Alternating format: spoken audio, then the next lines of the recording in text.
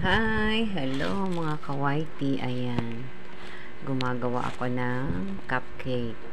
Chocolate cupcake. Dahil nakabili ako ng mini oven.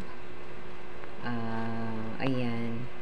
Naialok sa akin dahil yung kapitbahay ko ay meron na siyang malaking oven. So, naialok sa akin to.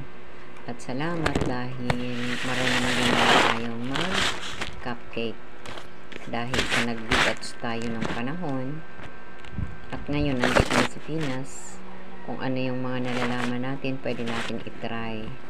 So ayan, mag-bake tayo ng mini cupcake, chocolate cupcake. Ayan, try muna, pero mukhang medyo dry yung aking cupcake